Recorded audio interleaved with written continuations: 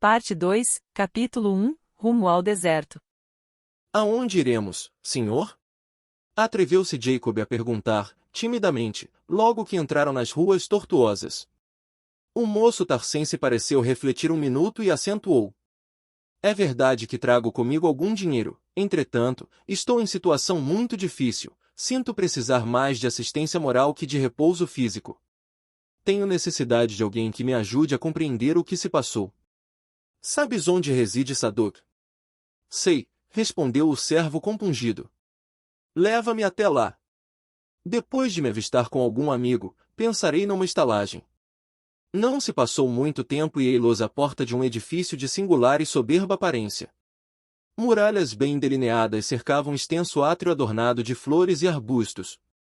Descansando junto ao portão de entrada, Saulo recomendou ao companheiro. Não convém que me aproxime assim, sem aviso. Jamais visitei Sadok nestas condições. Entra no átrio, chama-o e conta-lhe o que se passou comigo. Esperarei aqui, mesmo porque não posso dar um passo. O servo obedeceu prontamente. O banco de repouso distava alguns passos do largo portão de acesso, mas ficando só, ansioso de ouvir um amigo que o compreendesse, Saulo identificou o muro, tateando, vacilante e trêmulo, arrastou-se dificilmente e atingiu a entrada, ali permanecendo. Acudindo ao chamado, Sadok procurou saber o motivo da visita inesperada. Jacob explicou, com humildade, que vinha de Jerusalém, acompanhando o doutor da lei e desfiou os mínimos incidentes da viagem e os fins colimados, mas, quando se referiu ao episódio principal, Sadok arregalou os olhos estupidificado. Custava-lhe acreditar no que ouvia, mas não podia duvidar da sinceridade do narrador, que, por sua vez, mal encobria o próprio assombro. O homem falou, então, do mísero estado do chefe, da sua cegueira, das lágrimas copiosas que vertia. Saulo a chorar? O amigo de Damasco recebia as estranhas notícias com imensa surpresa, sintetizando as primeiras impressões numa resposta desconcertante para Jacob. O que me conta é quase inverossímil, entretanto, em tais circunstâncias, torna-se impossível acolhê-los aqui. Desde anteontem tenho a casa cheia de amigos importantes, recém-chegados de Sitium para uma boa reunião na sinagoga, sábado próximo. Cá por mim, suponho que Saulo se perturbou, inesperadamente, e não quero expô-lo a juízos e comentários menos dignos.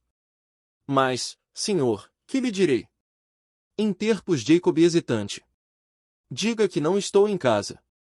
Entretanto, encontro-me só com ele, assim perturbado e enfermo e, como vedes, a noite é tempestuosa. Sadok refletiu um momento e acrescentou. Não será difícil remediar. Na próxima esquina vocês encontrarão a chamada Rua Direita e, depois de caminhar alguns passos, encontrarão a estalagem de Judas, que tem sempre muitos cômodos disponíveis. Mais tarde, procurarei lá chegar para saber do ocorrido. Ouvindo palavras tais, que pareciam mais uma ordem que resposta a um apelo amigo, Jacob despediu-se surpreso e desanimado. Senhor, disse ao rabino, regressando ao portão de entrada, infelizmente vosso amigo Sadok não se encontra em casa.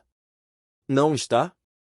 Exclamou Saulo admirado, daqui lhe ouvia a voz, embora não distinguisse o que dizia. Será possível que meus ouvidos estejam igualmente perturbados? Diante daquela observação tão expressiva e sincera, Jacob não conseguiu dissimular a verdade e contou ao rabino o acolhimento que tivera, a atitude reservada e fria de Sadok. Seguindo as pisadas do guia, Saulo tudo ouviu, mudo, enxugando uma lágrima. Não contava com semelhante recepção da parte de um colega que sempre considerará digno e leal, em todas as circunstâncias da vida. A surpresa chocava-o. Era natural que Sadok temesse pela renovação de suas ideias, mas não era justo abandonasse um amigo doente, às intempéries da noite. No entanto, no rebojar de mágoas que começavam a entumecer-lhe o coração, recordou repentinamente a visão de Jesus e refletiu que, efetivamente, possuía agora experiências que o outro não pudera conhecer, chegando à conclusão de que talvez fizesse o mesmo se os papéis estivessem invertidos. Concluído o relato do companheiro, comentou resignado. Sadok tem razão. Não ficava bem perturbá-lo com a descrição do fato, quando tem à mesa amigos de responsabilidade na vida pública. Além disso, estou cego. Seria um estafermo e não um hóspede. Essas considerações comoveram o companheiro, que, aliás, deixará perceber ao jovem rabino os próprios receios. Nas palavras de Jacob, Saulo entrevira uma vaga expressão de temores injustificáveis. O procedimento de Sadoc talvez lhe houvesse aumentado as desconfianças. Suas advertências eram reticenciosas, hesitantes. Parecia intimidado, como se antevisse ameaças à sua tranquilidade pessoal. Nos conceitos mais simples evidenciava o medo de ser acusado como portador de alguma expressão do caminho. Na sua amplitude de senso psicológico, o moço tarcense tudo compreendia. Fora verdade que ele, Saulo, representava o chefe supremo da campanha demolidora, mas, de hora em diante, consagraria a vida a Jesus, assim comprometendo a quantos dele se aproximassem direta e ostensivamente. Sua transformação provocaria muitos protestos no ambiente farisaico. Pressentiu nas indecisões do guia o receio de ser acusado de algum sortilégio ou bruxedo. Com efeito, depois de convenientemente instalados na modesta estalagem de Judas, o companheiro falou-lhe preocupado. Senhor, pesa-me alegar minhas conveniências, mas, consoante os projetos feitos, preciso regressar a Jerusalém, onde me esperam 2 filhos, a fim de nos fixarmos em Cesareia. Perfeitamente, respondeu Saulo, respeitando-lhe os escrúpulos, poderás partir ao amanhecer. Aquela voz, antes agressiva e autoritária, tornará-se agora compassiva e meiga, tocando o coração do servo nas suas fibras mais sensíveis. Entretanto, Senhor, estou hesitando, disse o velho já picado de remorso. Estais cego, necessitais de auxílio para recobrar a vista e sinto sinceramente deixar-vos ao abandono. Não te preocupes por minha causa, exclamou o doutor da lei resignado. Quem te disse que ficarei abandonado? Estou convicto de que meus olhos estarão curados muito em breve. Aliás, continuou Saulo como a confortar-se a si mesmo, Jesus mandou-me entrar na cidade, a fim de saber o que me convinha. Certo, não me deixará ignorando o que devo fazer. Assim falando, não pôde ver a expressão de piedade com que Jacob o contemplava, desconcertado e oprimido. Entretanto, malgrado a mágoa que lhe causava o chefe em semelhante estado, e recordando os castigos infligidos aos seguidores do Cristo, em Jerusalém, não conseguiu subtrair-se aos íntimos temores e partiu aos primeiros albores da manhã. Saulo, agora, estava só. No véu espesso das sombras, podia entregar-se às suas meditações profundas e tristes. A bolsa farta e franca assegurou-lhe a solicitude do estalajadeiro, que, de quando em quando, vinha a saber suas necessidades, mas, em vão, o hóspede foi convidado a repastos e diversões, porque nada o demovia do seu taciturno insulamento. Aqueles 3 dias de Damasco foram de rigorosa disciplina espiritual. Sua personalidade dinâmica havia estabelecido uma trégua às atividades mundanas, para examinar os erros do passado, as dificuldades do presente e as realizações do futuro. Precisava ajustar-se à inelutável reforma do seu eu. Na angústia do espírito, sentia-se, de fato, desamparado de todos os amigos. A atitude de Sadoc era típica e valeria pela de todos os correligionários, que jamais se conformariam com a sua adesão aos novos ideais.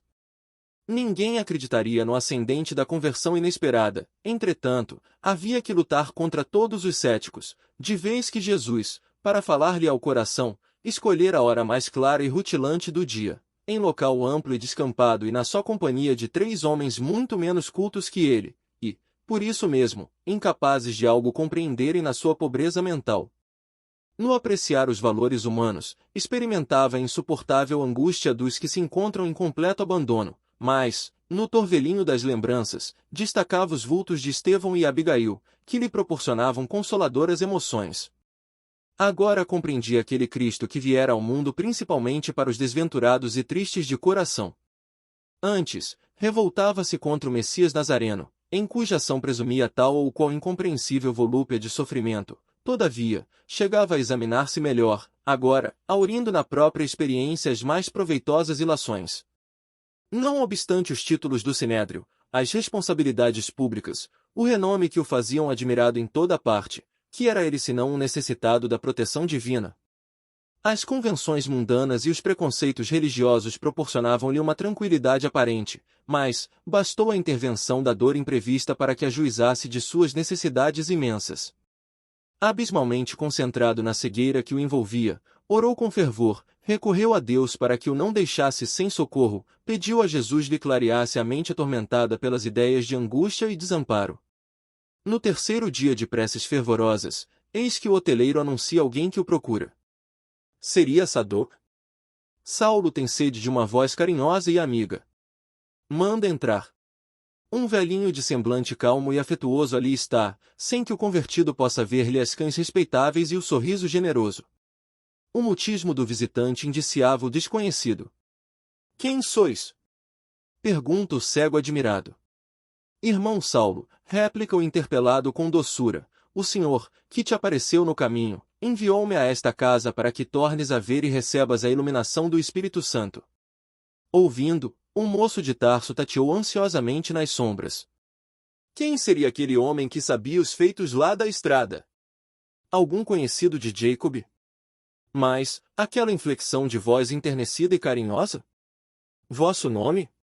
Perguntou quase aterrado. Ananias. A resposta era uma revelação. A ovelha perseguida vinha buscar o lobo voraz.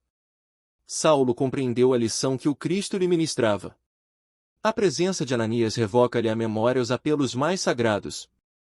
Fora ele o iniciador de Abigail na doutrina e o motivo da viagem a Damasco, onde encontrara Jesus e a verdade renovadora. Tomado de profunda veneração, quis avançar, ajoelhar-se ante o discípulo do Senhor, que lhe chamava ternamente irmão, oscular-lhe enternecido as mãos benfazejas, mas apenas tateou o vácuo, sem conseguir a execução do gratíssimo desejo. Quisera beijar vossa túnica, falou com humildade e reconhecimento, mas, como vedes, estou cego. Jesus mandou-me, justamente para que tivesses, de novo, o dom da vista. Comovidíssimo, o velho discípulo do Senhor notou que o perseguidor cruel dos apóstolos do caminho estava totalmente transformado. Ouvindo-lhe a palavra plena de fé, Saulo de Tarso deixava transparecer, em o semblante, sinais de profunda alegria interior. Dos olhos ensombrados, manaram lágrimas cristalinas. O moço apaixonado e caprichoso aprenderá a ser humano e humilde. Jesus é o Messias eterno. Depus minha alma em suas mãos, disse entre compungido e esperançoso. Penitenciam-me do meu caminho. Banhado no pranto do arrependimento sincero, sem saber manifestar o reconhecimento daquela hora, em virtude das trevas que lhe dificultavam os passos, ajoelhou-se com humildade. O velhinho generoso quis adiantar-se, impedir aquele gesto de renúncia suprema, considerando a sua própria condição de homem falível e imperfeito. Mas, desejando estimular todos os recursos daquela alma ardente, em favor da sua completa conversão ao Cristo, aproximou-se comovido e, colocando a mão calosa naquela fronte atormentada, exclamou: Irmão Saulo, em nome de Deus Todo-Poderoso eu te batizo para a nova fé em Cristo Jesus. Entre as lágrimas ardentes que corriam dos olhos, o moço tarsense acentuou, contrito: Digne-se o Senhor perdoar meus pecados e iluminar meus propósitos para uma vida nova. Agora, disse Ananias, impondo-lhe as mãos nos olhos apagados e num gesto amoroso, em nome do Salvador, peço a Deus para que vejas novamente. Se é do agrado de Jesus que isso aconteça, advertiu Saulo compungido, ofereço meus olhos aos seus santos serviços, para todo sempre. E como se entrassem em jogo forças poderosas e invisíveis, sentiu que das pálpebras doridas caíam substâncias pesadas como escamas, à proporção que a vista lhe voltava, embebendo-se de luz. Através da janela aberta, viu o céu claro de Damasco, experimentando indefinível ventura naquele oceano de claridades deslumbrantes. A aragem da manhã, como o perfume do sol, vinha banhar-lhe a fronte, traduzindo para o seu coração uma bênção de Deus. Vejo! Agora vejo! Glória ao Redentor de minha alma! Exclamava estendendo os braços num transporte de gratidão e de amor. Ananias também não se conteve mais. Em face daquela prova inaudita da misericórdia de Jesus, o velho discípulo do Evangelho abraçou-se ao jovem de Tarso, a chorar de reconhecimento a Deus pelos favores recebidos. Trêmulo de alegria, levantou-o em seus braços generosos, amparando-lhe a alma surpreendida e perturbada de júbilo. Irmão Saulo, disse pressuroso, este é o nosso grande dia. Abracemo-nos na memória sacrossanta do Mestre que nos irmanou em seu grande amor. O convertido de Damasco não disse palavra. As lágrimas de gratidão sufocavam-no. Abraçando-se ao antigo pregador, num gesto expressivo e mudo, fê-lo como se houvesse encontrado o pai dedicado e amoroso da sua nova existência. Por momentos, ficaram mudos, maravilhados com a intervenção divina, como dois irmãos muito queridos que se houvessem reconciliado sob as vistas de Deus. Saulo sentia-se agora fortalecido e ágil. Num minuto, pareceu reaver todas as energias de sua vida. Voltando a si do contentamento divino que o felicitava, tomou a mão do velho discípulo e beijou-a com veneração. Ananias tinha os olhos rasos de pranto. Ele próprio não podia prever as alegrias infinitas que o esperavam na pensão singela da rua direita. Ressuscitastes-me para Jesus, exclamou jubiloso, serei dele eternamente. Sua misericórdia suprirá minhas fraquezas, compadecer-se-á de minhas feridas, enviará auxílios à miséria de minha alma pecadora, para que a lama do meu espírito se converta em ouro do seu amor. Sim, somos do Cristo, ajuntou o generoso velhinho com a alegria a transbordar dos olhos. E, como se fosse de súbito transformado num menino ávido de ensinamentos, Saulo de Tarso, sentando-se junto do benfeitor amigo, rogou-lhe todos os informes a respeito do Cristo, dos seus postulados e atos imorredouros. Ananias contou-lhe tudo quanto sabia de Jesus, por intermédio dos apóstolos, depois da crucificação a que ele também assistira, em Jerusalém, na tarde trágica do Calvário. Esclareceu que era sapateiro em Emaús e tinha ido à cidade santa para as comemorações do templo, tendo acompanhado o drama pungente nas ruas regurgitantes de povo. Falou da compaixão que lhe causará o Messias coroado de espinhos e apupado pela turba furiosa e inconsciente. Profunda emoção, ao descrever a marcha penosa com a cruz, protegido por soldados impiedosos, da fúria popular, que vociferava o crime hediondo. Curioso pelo desenrolar dos acontecimentos, seguirá o condenado até ao monte. Da cruz do martírio, Jesus lançara-lhe um olhar inesquecível. Para o seu espírito, aquele olhar traduzia um chamamento sagrado, que era indispensável compreender. Profundamente impressionado, a tudo assistiu até o fim. Daí a 3 dias, ainda sob o peso daquelas angustiosas impressões, eis que lhe chega a nova alvissareira de que o Cristo havia ressuscitado dos mortos para a glória eterna do Todo-Poderoso. Seus discípulos estavam ébrios de ventura.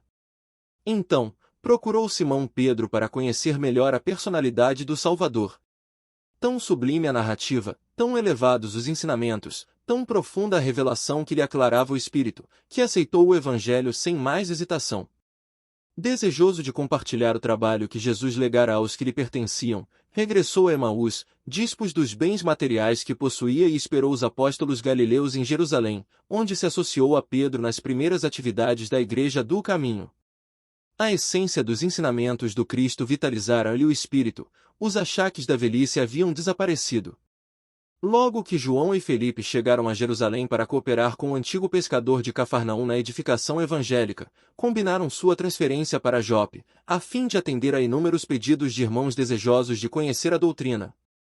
Ali estivera até que as perseguições intensificadas com a morte de Estevão obrigaram-no a retirar-se. Saulo bebia-lhe as palavras com singular enlevo como quem franqueava um mundo novo. A referência às perseguições avivava os remorsos acerbos em compensação, a alma estava repleta de votos sinceros, promissores de uma vida nova. É verdade, dizia, enquanto o narrador fazia longa pausa, vim a Damasco com outorga do templo para vos levar preso a Jerusalém, mas fostes vós que chegastes com outorga de Jesus e a ele me jungistes para sempre. Se vos algemasse, na minha ignorância, levar-vos-ia ao tormento e à morte, vós, salvando-me do pecado, me transformastes em escravo voluntário e feliz. Ananias sorriu, sumamente satisfeito. Saulo pediu-lhe, então, falasse de Estevão, no que foi atendido, com solicitude. Em seguida, pediu informes da sua viagem de Jope a Jerusalém. Com muita prudência, desejava do benfeitor qualquer alusão a Abigail. Formulando o pedido, fê-lo com tal inflexão carinhosa, que o velho discípulo, adivinhando-lhe o intuito, falou com brandura. Não precisarás confessar teus anseios de moço. Leio em teus olhos o que principalmente desejas. Entre Jope e Jerusalém, descansei muito tempo na vizinhança de um compatrício que, apesar de fariseu, nunca privou os empregados de receberem as sagradas alegrias da Boa Nova. Esse homem, Zacarias, tinha sob seu teto um verdadeiro anjo do céu. Era a jovem Abigail, que, depois de receber o batismo de minhas mãos, confessou que te amava muito. Falava do teu amor com ternura ardente e muitas vezes me convidou a orar pela tua conversão a Jesus Cristo. Saulo ouvia emocionado e, após ligeiro intervalo em que o amoroso velhinho parecia meditar, voltou a dizer como se falasse consigo. Sim, se ela ainda vivesse. Ananias recebeu a observação sem surpresa e acentuou. Desde que se aproximou de mim, notei que Abigail não ficaria muito tempo na terra. Suas cores esmaecidas, o brilho intenso dos olhos, falavam-me da sua condição de anjo exilado. Mas, devemos crer que ela viva no plano imortal. E quem sabe? Talvez suas rogativas aos pés de Jesus hajam contribuído para que o Mestre te convocasse à luz do Evangelho, às portas de Damasco.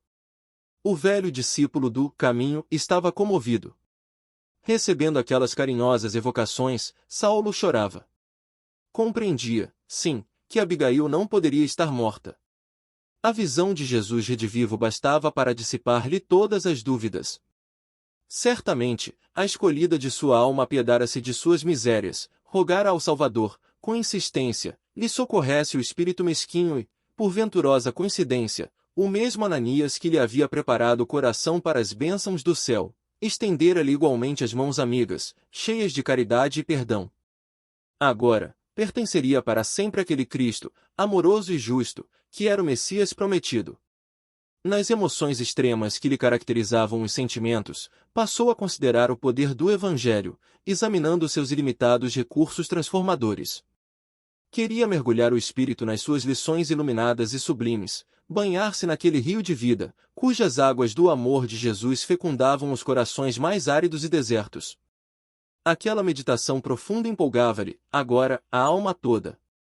Ananias, meu mestre, disse o ex-rabino, com entusiasmo, onde poderei obter o Evangelho Sagrado?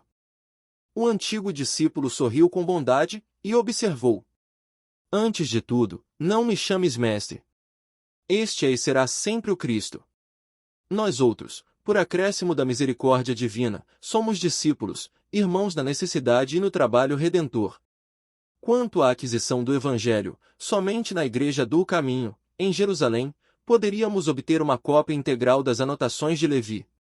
E revolvendo o interior de surrada patrona, retirava alguns pergaminhos amarelentos, nos quais conseguirá reunir alguns elementos da tradição apostólica.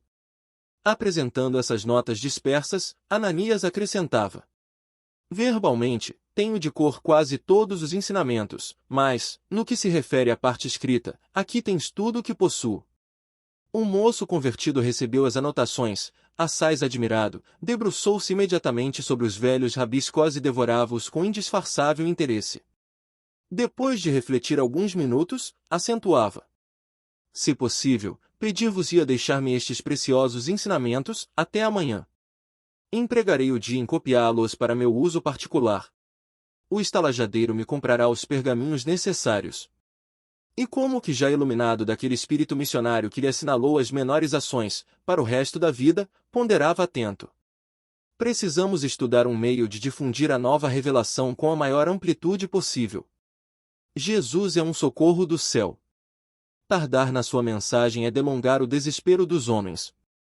Aliás, a palavra evangelho significa boas notícias.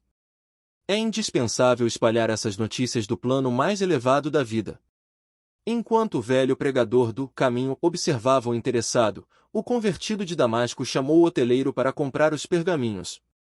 Judas surpreendeu-se ao verificar a cura insólita. Satisfazendo-lhe a curiosidade, o jovem de Tarso falou sem rebuços. Jesus enviou-me um médico. Ananias veio curar-me em seu nome. E antes que o homem se recobrasse do espanto, cumulava de recomendações a respeito dos pergaminhos que desejava, entregando-lhe a quantia necessária. Dando largas ao entusiasmo que lhe ia na alma, dirigiu-se novamente a Ananias, expondo-lhe seus planos. Até aqui, ocupava o meu tempo no estudo e na exegese da lei de Moisés, agora, porém, encherei as horas com o Espírito do Cristo. Trabalharei nesse mister até ao fim dos meus dias. Buscarei iniciar meu trabalho aqui mesmo em Damasco. E, fazendo uma pausa, perguntava ao benfeitor que o ouvia em silêncio. Conheceis na cidade um rapaz fariseu de nome Sadoc? Sim, é quem tem chefiado as perseguições nesta cidade. Pois bem, continuava o jovem tarcense atencioso, amanhã é sábado e haverá preleção na sinagoga. Pretendo procurar os amigos e falar-lhes publicamente do apelo que o Cristo me endereçou. Quero estudar vossas anotações ainda hoje, porque me darão assunto para a primeira prédica do Evangelho. Para ser sincero, disse Ananias com a sua experiência dos homens, acho que deve ser muito prudente nesta nova fase religiosa. É possível que teus amigos da sinagoga não estejam preparados para receber a luz da verdade toda. A má-fé tem sempre caminhos para tentar a confusão do que é puro. Mas se eu vi Jesus, não tenho o direito de ocultar uma revelação.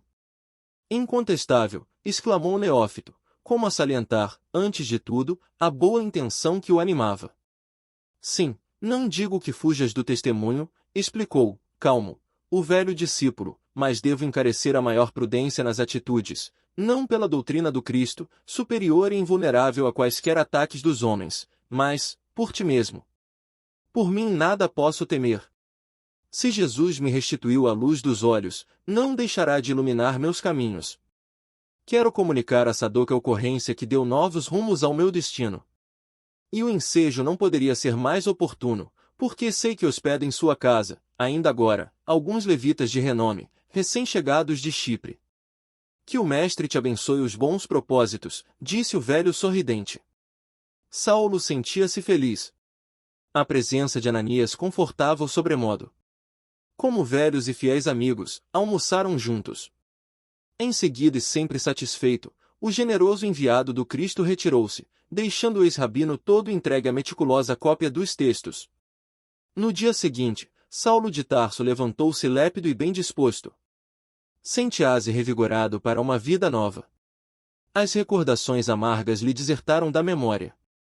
A influência de Jesus enchia-o de alegrias substanciosas e duradouras. Tinha a impressão de haver aberto uma porta nova em sua alma, por onde sopravam céleres as inspirações de um mundo maior. Depois da primeira refeição, não obstante o dissabor que a atitude de Sadoc lhe causará, procurou avistar-se com um amigo, levado pela sinceridade que lhe pautava os mínimos atos da vida. Não o encontrou, contudo, na residência particular. Um servo informou que o amo saíra com alguns hóspedes em direção à sinagoga. Saulo foi até lá. Os trabalhos do dia estavam iniciados. Fora feita a leitura dos textos de Moisés. Um dos levitas de Sitium havia tomado a palavra para os respectivos comentários. A entrada do ex-rabino provocou curiosidade geral. A maioria dos presentes tinha conhecimento da sua importância pessoal, bem como do seu verbo ardoroso e seguro. Sadoc, porém, ao vê-lo, fez-se pálido, e mais ainda quando o jovem de Tarso lhe pediu uma palavra em particular. Embora contrafeito, foi-lhe ao encontro. Cumprimentaram-se sem dissimular a nova impressão que, já agora, mantinham entre si. Em face das primeiras observações do novel evangelista, formuladas em tom amável, o amigo de Damasco explicou, evidenciando seu orgulho ofendido. De fato, sabia que estavas na cidade e cheguei mesmo a procurar-te na pensão de Judas. Tais foram, porém, as informações do hoteleiro, que me abstive de ir ao teu aposento. E cheguei até a pedir-lhe segredo da minha visita. Com efeito, parece incrível que te rendesses, também tu, passivamente, aos sortilégios do caminho. Não posso compreender semelhante transmutação em tua robusta mentalidade. Mas, Sadoc, replicou o jovem tarcense muito calmo, eu vi Jesus ressuscitado. O outro fez grande esforço para conter uma ruidosa gargalhada. Será possível, objetou com zombaria, que tua índole sentimental, tão contrária a manifestações de misticismo, tenha capitulado nesse terreno? Acreditarias mesmo em tais visões? Não poderias imaginar-te vítima de algum disfarçado adepto do carpinteiro? Tuas atitudes de agora nos causarão profunda vergonha. Que dirão os homens irresponsáveis, que nada conhecem da lei de Moisés? E a nossa posição no partido dominante, da raça? Os colegas do farisaísmo hão de arregalar os olhos, quando souberem da tua clamorosa defecção. Quando aceitei o encargo de perseguir os companheiros do Operário de Nazaré, reprimindo-lhes as atividades perigosas, é filo pela amizade que te consagrava, e não te doerá a traição dos votos anteriores? Considera como se dificultará nosso escopo, quando se espalhar a notícia de que capitulaste perante esses homens sem cultura e sem consciência. Saulo fitou o amigo, revelando imensa preocupação no olhar ansioso. Aquelas acusações eram as premissas do acolhimento que o aguardava no cenáculo dos velhos companheiros de lutas e edificações religiosas. Não, disse ele sentindo fundamente cada palavra, não posso aceitar as tuas arguições. Repito que vi Jesus de Nazaré e devo proclamar que nele reconheço o Messias prometido pelos nossos profetas mais eminentes. Enquanto o outro fazia largo gesto admirativo, ao observar aquela inflexão de certeza e sinceridade, Saulo continuava convicto. Quanto ao mais, considero que, a todo tempo, devemos e podemos reparar os erros do passado. E é com esse ardor de fé que me proponho regenerar minhas próprias estradas. Trabalharei, doravante, pela minha certeza em Cristo Jesus. Não é justo que me perca em ponderações sentimentalistas, olvidando a verdade, e assim procederei em benefício dos meus próprios amigos. Os amantes das realidades da vida sempre foram os mais detestados, ao tempo em que viveram. Que fazer? Até aqui, minhas pregações nasciam dos textos recebidos dos antepassados veneráveis, mas, hoje, minhas asserções se baseiam não somente nos repositórios da tradição, senão também na prova testemunhal. Sadoc não conseguiu ocultar a surpresa. Mas, a tua posição? E os teus parentes? E o nome? E tudo que recebeste dos que rodeiam tua personalidade com fervorosos compromissos? Perguntou Sadoc revocando ao passado. Agora, estou com o Cristo e todos nós lhe pertencemos. Sua palavra divina convocou-me a esforços mais ardentes e ativos. Aos que me compreenderem devo, naturalmente, a gratidão mais sagrada, entretanto, para os que não possam entender guardarei a melhor atitude de serenidade, considerando que o próprio Messias foi levado à cruz. Também tu com a mania do martírio? O interpelado guardou uma bela expressão de dignidade pessoal e concluiu. Não posso perder-me em opiniões levianas. Esperarei que o teu amigo de Chipre termine a preleção, para relatar minha experiência diante de todos. Falar nisso aqui? Por que não? Seria mais razoável descansares da viagem e da enfermidade, meditando melhor no assunto, mesmo porque tenho esperança nas tuas reconsiderações, relativamente ao acontecido. Sabes, porém, que não sou nenhuma criança e cumpre-me esclarecer a verdade, em qualquer circunstância. E se te apouparem? E se fores considerado traidor? A fidelidade a Deus deve ser maior que tudo isso, aos nossos olhos. É possível, no entanto, que não te concedam a palavra, ponderou Sadoc após esbarrar com a força daquelas profundas convicções. Minha condição é bastante para que ninguém se atreva a negar-me o que é de justiça. Então, seja. Responderás pelas consequências, concluiu Sadoc constrangido. Naquele momento, ambos compreenderam a imensidão da linha divisória que os extremava. Saulo percebeu que a amizade que Sadoc sempre lhe testemunhara baseava-se nos interesses puramente humanos. Abandonando a falsa carreira que lhe dava prestígio e brilho, via esfumar-se a cordialidade do outro. Mas, de tal cogitação, logo lhe veio à mente que, também ele, assim procederia, provavelmente, se não tivesse Jesus no coração.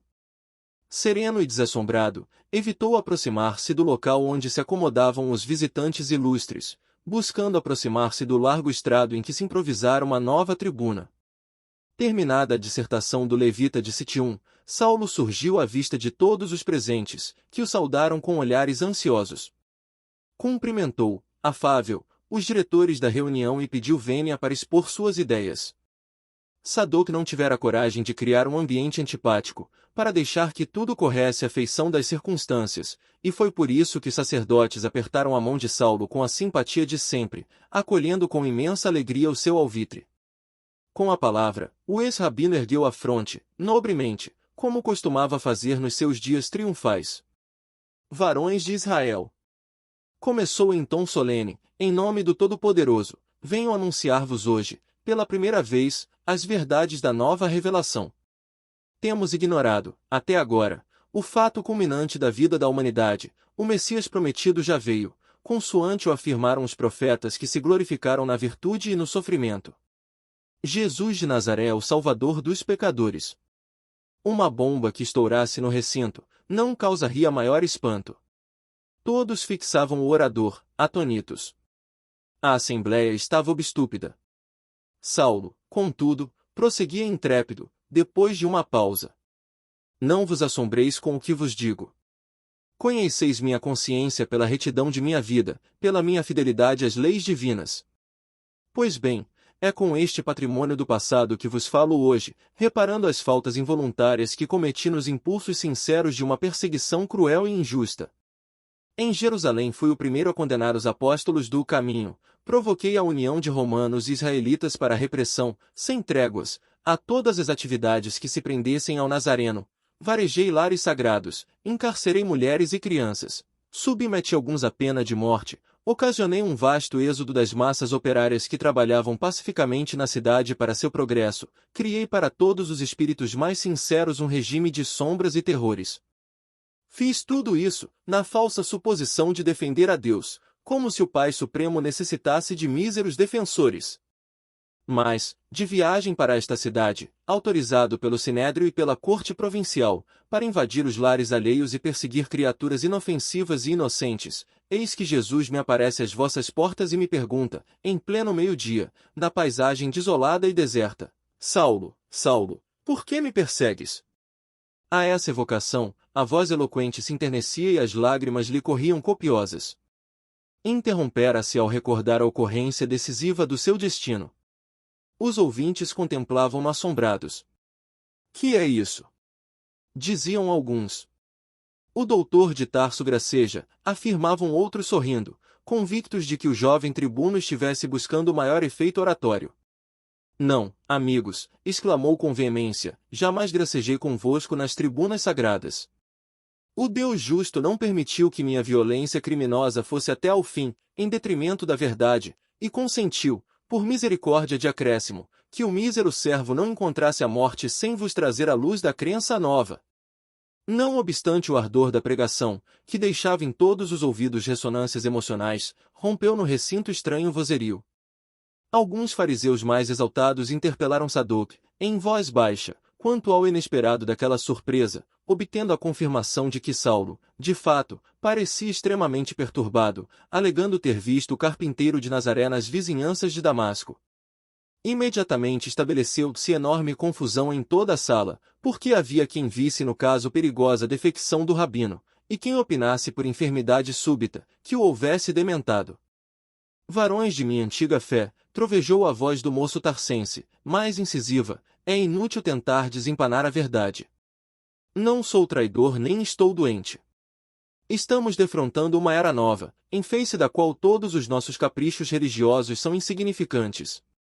Uma chuva de impropérios cortou-lhe repentinamente a palavra.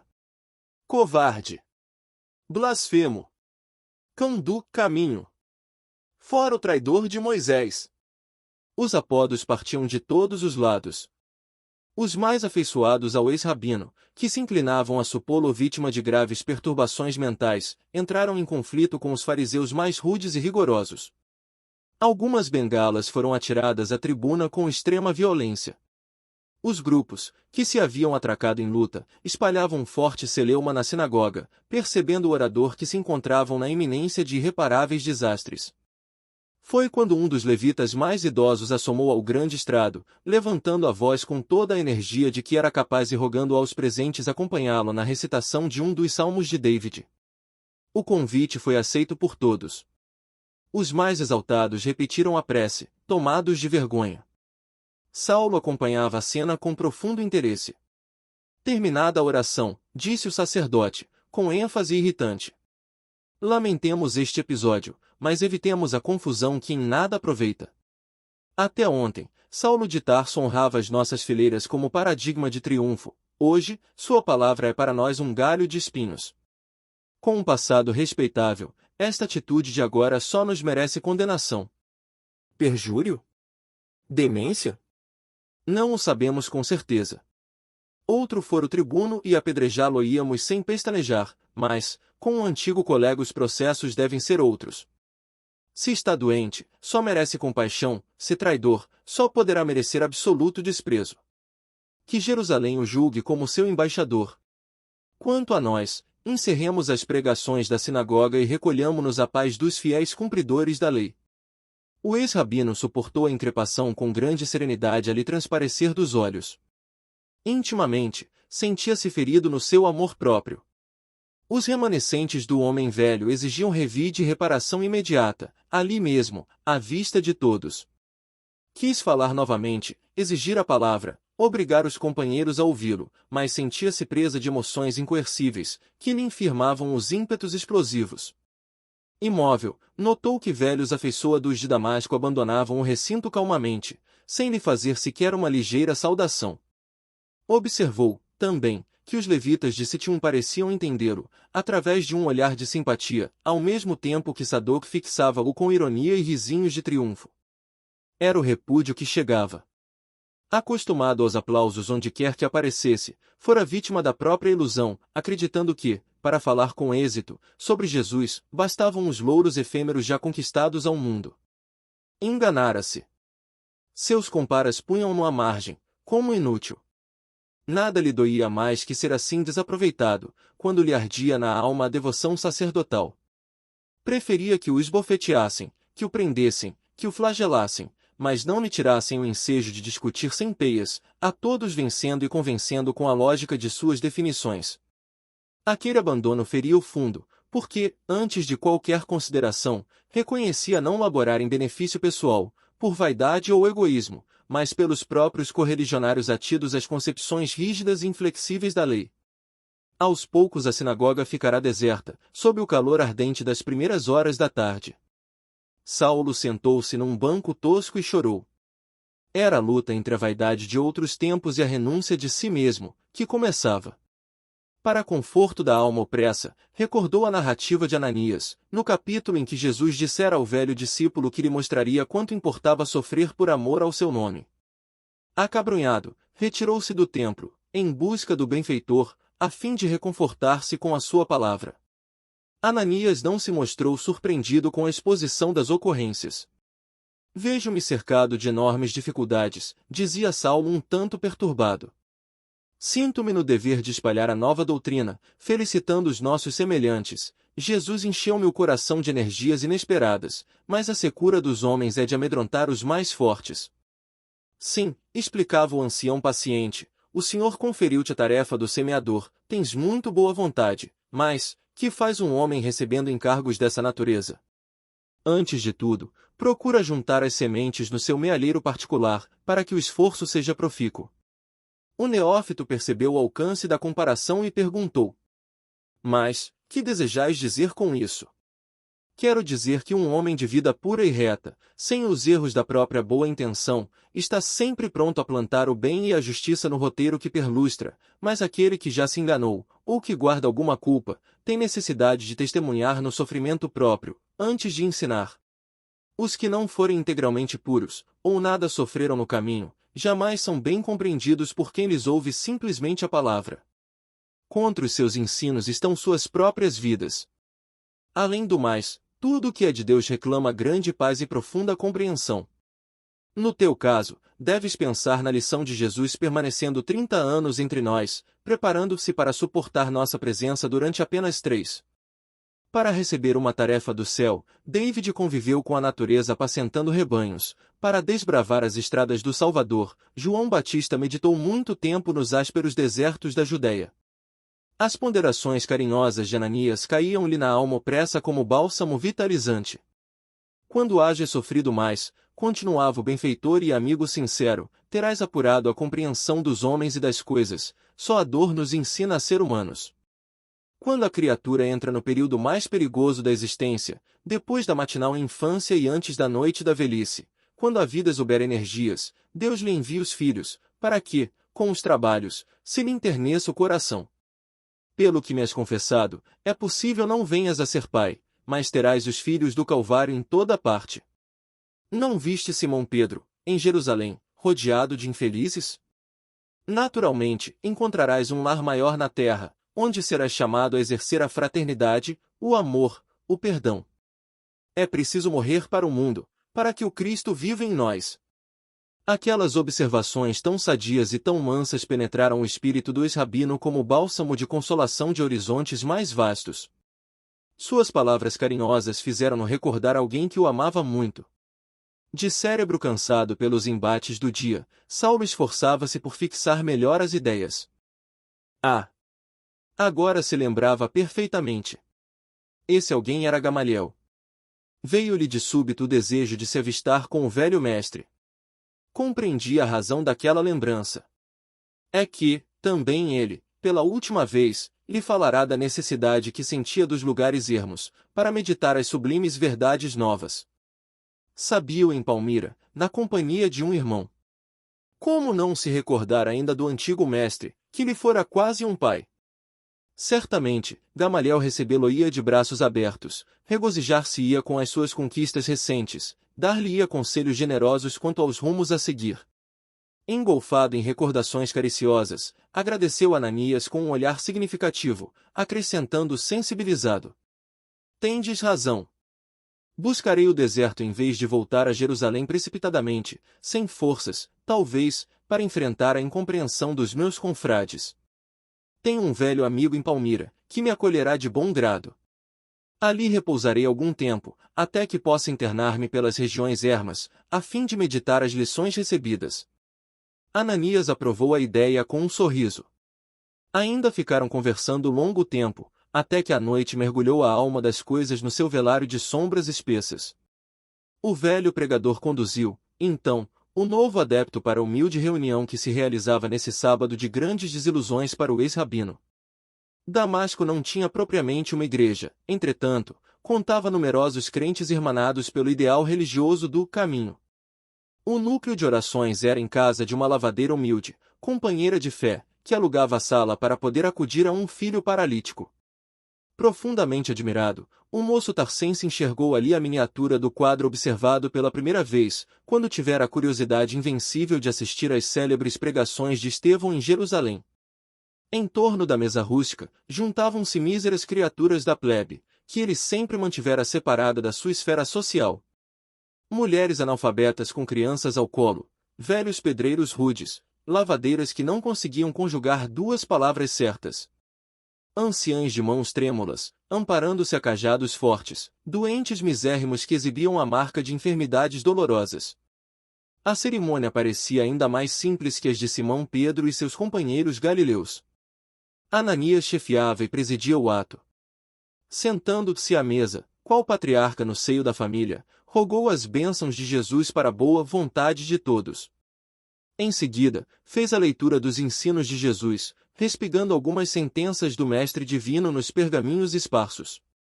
Depois de comentar a página lida, ilustrando-a com a exposição de fatos significativos, do seu conhecimento, ou da sua experiência pessoal, o velho discípulo do Evangelho deixava o lugar, percorria as filas de bancos e impunha as mãos sobre os doentes e necessitados. Comumente, segundo o hábito das primeiras células cristãs do primeiro século, ao memorar as alegrias de Jesus quando servia o repasto aos discípulos, fazia-se modesta distribuição de pão e água pura, em nome do Senhor. Saulo serviu-se do bolo simples, enternecidamente. Para sua alma, o cibo mesquinho tinha o sabor divino da fraternidade universal. A água clara e fresca da bilha grosseira soube-lhe a fluido de amor que partia de Jesus, comunicando-se a todos os seres. Ao fim da reunião, Ananias orava fervorosamente. Depois de contar a visão de Saulo e a sua própria, nos comentários singelos daquela noite, pedia ao Salvador protegesse o novo servo em demanda a Palmira, a fim de meditar mais demoradamente na imensidão de suas misericórdias. Ouvindo-lhe a rogativa que o calor da amizade revestia de amavio singular, Saulo chorou de reconhecimento e gratidão, comparando as emoções do rabino que fora, com as do servo de Jesus que agora queria ser. Nas reuniões suntuosas do Sinédrio, jamais ouvirá um companheiro exorar ao céu com aquela sinceridade superior. Entre os mais afeiçoados só encontrar elogios vãos, prontos a se transformarem em calúnias torpes, quando lhes não podia conceder favores materiais. Em toda parte, admiração superficial, filha do jogo dos interesses inferiores. Ali, a situação era outra. Nenhuma daquelas criaturas desfavorecidas da sorte viera pedir-lhe facilidades, todos pareciam satisfeitos ao serviço de Deus, que assim os congregava a termo de trabalhos exaustivos e penosos. E, por fim, ainda rogavam a Jesus lhe concedesse paz de espírito para o seu empreendimento. Terminada a reunião, Saulo de Tarso tinha lágrimas nos olhos. Na igreja do Caminho, em Jerusalém, os apóstolos galileus o trataram com especial deferência, atentos à sua posição social e política, senhor das regalias que as convenções do mundo lhe conferiam, mas os cristãos de Damasco impressionaram-no mais vivamente, arrebataram-lhe a alma, conquistando-a para uma afeição imorredoura, com aquele gesto de confiança e carinho, tratando-o como irmão. Um a um, apertaram-lhe a mão com votos de feliz viagem. Alguns velhos mais humildes beijaram-lhe as mãos. Tais provas de afeto davam-lhe novas forças. Se os amigos do judaísmo lhe desprezavam a palavra, assintosos e hostis, começava agora a encontrar no seu caminho os filhos do Calvário. Trabalharia por eles, consagraria ao seu consolo as energias da mocidade. Pela primeira vez na vida, revelou interesse pelo sorriso das criancinhas. Como se desejasse retribuir as demonstrações de carinho recebidas, tomou nos braços um menino doente. Diante da pobre mãe sorridente e agradecida, fez-lhe festas, acariciou-lhe os cabelos desajeitadamente. Entre os acúlios agressivos de sua alma apaixonada, começavam a desabrochar as flores de ternura e gratidão. Ananias estava satisfeito. Junto dos irmãos de mais confiança, acompanhou o neófito até a pensão de Judas. Aquele modesto grupo desconhecido percorreu as ruas banhadas de luar, estreitamente unido e reconfortando-se em comentários cristãos. Saulo admirava-se de haver encontrado tão depressa aquela chave de harmonia que lhe proporcionava segura confiança em todos. Teve a impressão de que nas genuínas comunidades do Cristo a amizade era diferente de tudo que lhe dava expressão nos agrupamentos mundanos. Na diversidade das lutas sociais o traço dominante das relações cifrava-se agora, a seus olhos, nas vantagens do interesse individual, ao passo que, na unidade de esforços da tarefa do Mestre, havia um cunho divino de confiança, como se os compromissos tivessem o ascendente divino, original. Todos falavam, como nascidos no mesmo lar. Se expunham uma ideia digna de maior ponderação, faziam-no com serenidade e geral compreensão do dever, se versavam assuntos leves e simples, os comentários timbravam franca e confortadora alegria.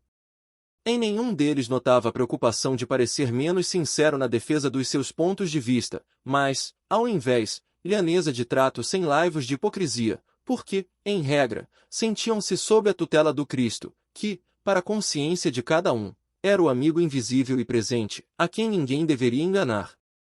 Consolado e satisfeito de haver encontrado amigos na verdadeira acepção da palavra, Saulo chegou à estalagem de Judas, despedindo-se de todos profundamente comovido.